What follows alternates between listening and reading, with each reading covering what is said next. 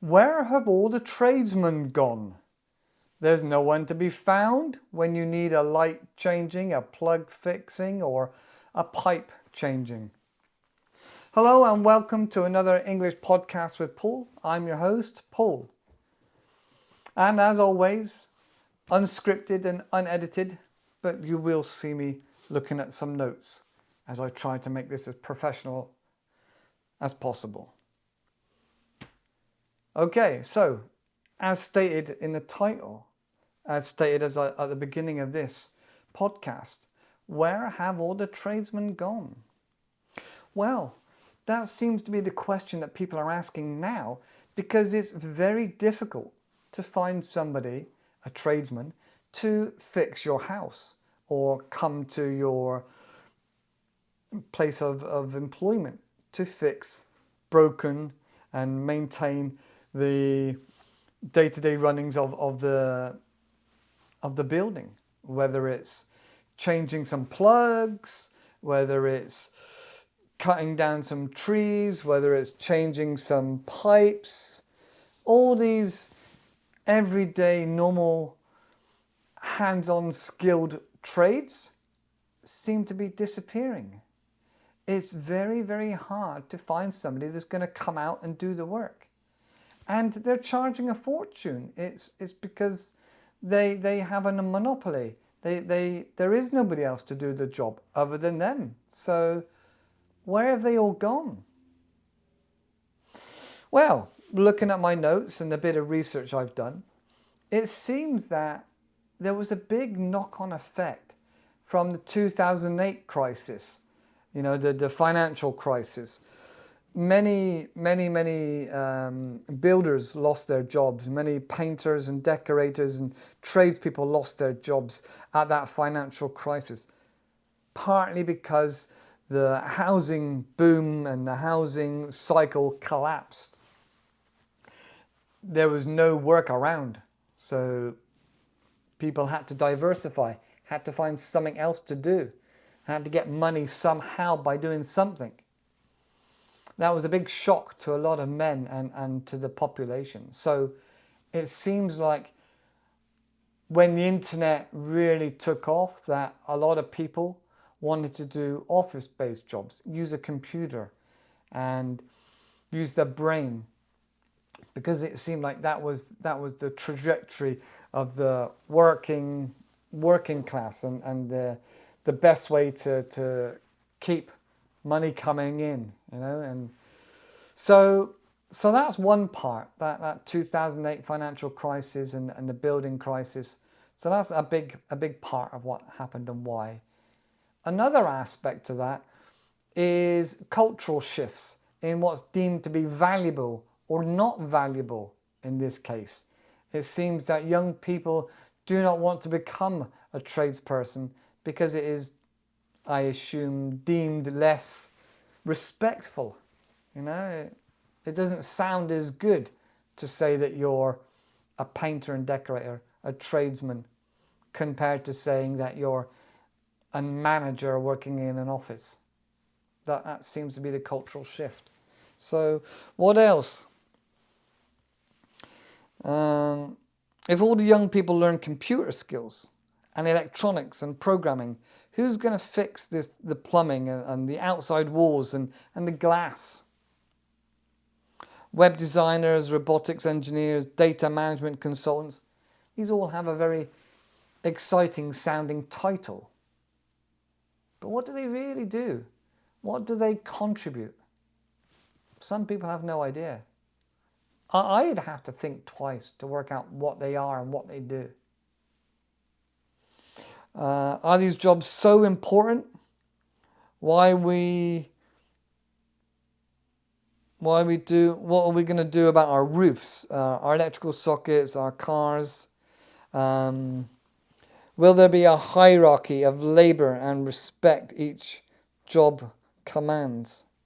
Will electricians, plumbers and builders be at the bottom of the ladder and scoffed at? Well, yes, as I sort of said just now, these roles and these positions are disappearing. Another aspect, another concern, as we unravel this issue is that many of the other skills are going to become lost. Some of the older skills, like thatching. I don't know if you've heard of thatching. It's when there's the roof on an old house is made of straw. And we have a master thatcher. Somebody has learned these skills from decades ago. And keeping this skill alive is very difficult. I imagine there's many other artisans, like stonemasons. Seems to be a shortage as well. Trying to find somebody that really knows how to work with stone and build. I'm not saying there's none about. There are obviously some around, but it seems to be less and less and less. And these skills are going to be lost forever. It's going to be a case that you'll read about it or hear about it in an article once, that somebody built a wall by hand using rocks and learned how to keep it there for another 100 years. Or conservation of older buildings, learning those techniques of how to conserve wood or other very interesting and skills, maybe of paint, when houses were painted hundreds of years ago in that specific way. Fresco rings a bell. And when you think of the Sistine Chapel and the murals on the ceiling, all those skills of how to, and gold, how to put gold in the paintings and in the embellishing the artwork that's done. All these skills, French polishing, all these skills, they're just going to disappear completely. And young people really don't want to learn them. Young people don't want to learn them. They don't want to lose the prestige of being a skilled, manual, hands-on labor kind of guy or gal. So, what else we got here? Complete turnaround if the market drops out. Yeah, so that's the other aspect. If the financial crisis happened and everybody's jumped online, what happens if it's the other way around? What happens if AI takes over and we no longer need all these people in an office typing away, clatter, clatter, clatter, clatter on the keyboards? You don't no longer need web designers. You no longer need accounts managers. You no longer need all these positions. What are those people going to do? Big box of worms. Big box of worms. So it's a real serious threat that these skills and these young people are not wanting to do the labor with their hands and appreciate the enjoyment, the complexity, and the necessity for a civilization to have blue-collar workers. It does seem to be very looked down upon these days. Many young people are wanting that high-flying job with that title and the wages and that lifestyle that goes with a high-flying job when you're working online with some business or startup. That really is what it seems that many young people want to do. They really... So I think it's positive that young people have a vision and young people have ambition. That's really good. But we got to remember that it's going to become a premium. Well, it is now to be a skilled laborer, such as an electrician or a builder. Many of these tradesmen have to go to college for a few years to be qualified and to be able to work on the building sites and to get those skills. It takes time. You can't just jump into a new job and know how to do it with these skills. It's something you have to learn over time and be passed down. So that's a bit of a concern, a real concern, not just the cultural shift. And also we go back to the idea of a degree. There's findings here saying that people with a college degree gonna assume they're gonna get $100,000 job straight out of their university.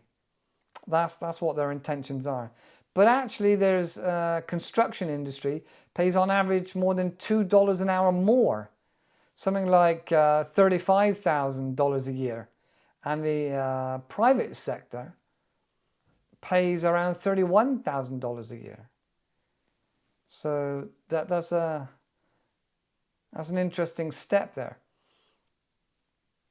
Imagine coming out of university with maybe 100,000 of debt, and you end up in the private sector earning, say, 30,000, maybe $35,000. And there's a construction worker that's been working since he was a young lad, maybe 16, 17, 18, maybe even 19, working on the building sites, earning good money. He's way ahead of you. You know, he may, and he's going to know how to build his own house. He's going to know how to fix his own house and save money. So when he gets to 40, 45, he doesn't think that he's only just finished paying off his student debt. He's thinking that he's got a lot of money tucked away. He's been working for a long time. He knows how to build his own house. He can build houses for his friends. He will always have a job because of those skills he has with his hands and his brain. But you could be in an industry that falls flat on its face, that just disappears. And that college degree, that university degree, is become irrelevant. So there's a big disparity. What else does it say on these notes? Yeah, I mentioned about the recessions, and I mentioned about lots of well-paying jobs. And also, a lot of these tradesmen, especially in big cities, you can level up and up and up and up and up.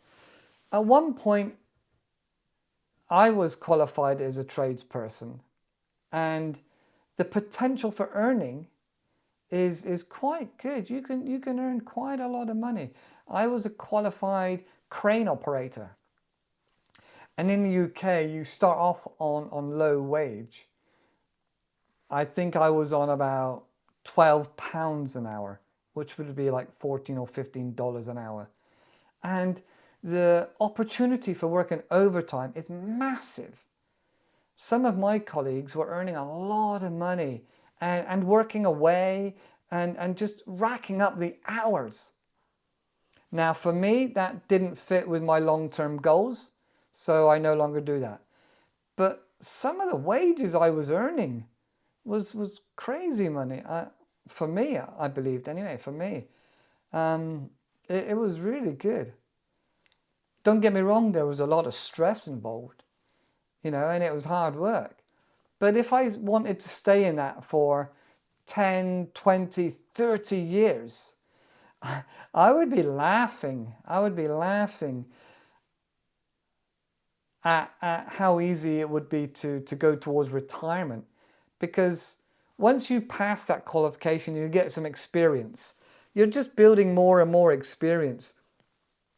Not only can you take that job and work all around the world with it, you know, give and take, but the more and more the years goes on, you can become more qualified. You can become an inspector of the cranes. I can't remember the name of the qualification, but you go out and you survey the ground and you ascertain what weights are needed to be lifted, and you have what's the word? I can't think of the word now, but inbuilt redundancy for the weights and the things you're going to be lifting and the heights that you're going to be lifting at it, and taking into consideration that all the other aspects that a crane needs, such as how firm the ground is, how many plates are needed to put out, how level the ground is, whether you're near a water course or some other soft ground, what's underneath, what utilities are underneath. Like I said, how high you're going to be lifting it. Are you near an airport? Are you near a train line? What other wind factors are there? Are you down a tunnel of trees or down a tunnel of buildings? Many aspects for the inspectors to think and write out a plan, a structure and safety plan. It's very interesting. But as well as able to earn all that money, there are many other roles you can do from that. So construction workers often train up and train up and train up and train up without the need of a degree. So tradesmen often have an advantage in that respect. One of the downsides, well, there's downsides in everything, but one of the downsides of a white collar worker is stress, overload, and potential heart attacks. But in the construction industry, your body does get tired. As you get on in age, so does your body reflect the years you've been spending outside, or the years you've been spending working with your body, doing repetitive jobs. So there is a balance to be made, and pros and cons for both sides, as there is with everything. So the respect, the idea that people don't want to be a tradesman, the lack of respect, the thought of lack of money, that's all gone. In the future, where is this industry going to be? Where is the building industry going to be? Where is the blue collar jobs going to be? Even now, to drive a lorry, some of the wages are going up and up and up because there is less people to drive. The massive shortage of labor. I can get a job tomorrow like this, driving a bus or a lorry, because I've got the licenses. It's just so easy to get a job. And the money is just good. It's really good. All right. What else have I got? Well, will there be an influx of immigrants in the future because of the lack of labor, cheap labor? Will our governments decide that we want to let, I don't know, people in from Africa to work cheaply in all the blue collar jobs and the less skilled jobs, the jobs that your average person doesn't want to do because it doesn't pay enough, because it's not so much that it doesn't pay enough, that there's not a lot of profit in margins, and that's where a lot of the issues come down to: profit margin.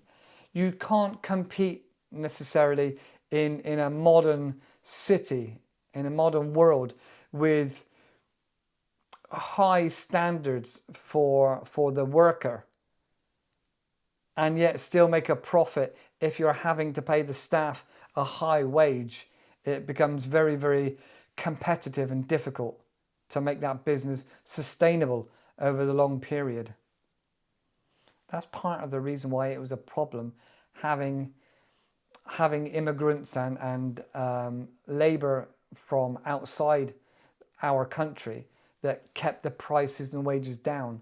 So now we have this issue that we don't have any, we have a very low amount of labor in our country.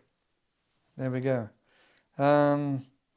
Where does this leave the governments and the banks? What will happen to the world debt? How did I get onto that?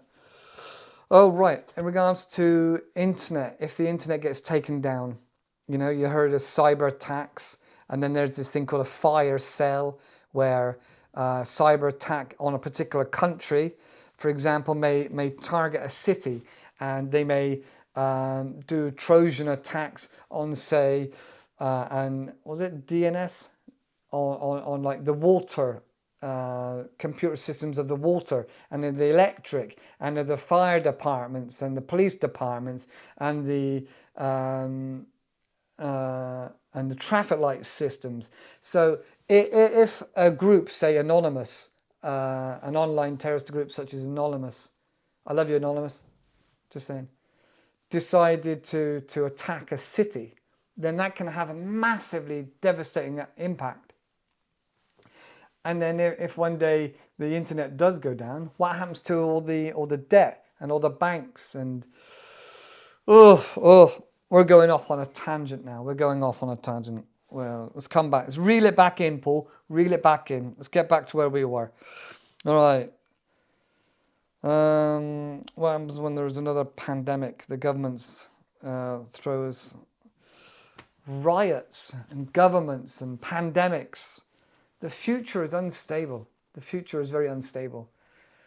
So what I'm getting at is the importance and necessity for there to be blue-collar workers and less of a gap in respect and value and finances with wages between the two. Because this society takes all sorts of people to be efficient and sustainable.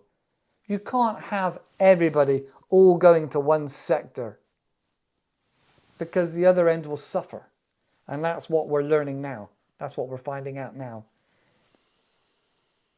My point is that horses for courses. The society needs a big round ball of efficient people to work in all industries. In all industries. And we need to stop this disrespecting of people in considered lower skill level jobs and skill level roles. For one, these people are human beings that we're disrespecting. And for two, it's not always the case they're able to get their qualification or university degree.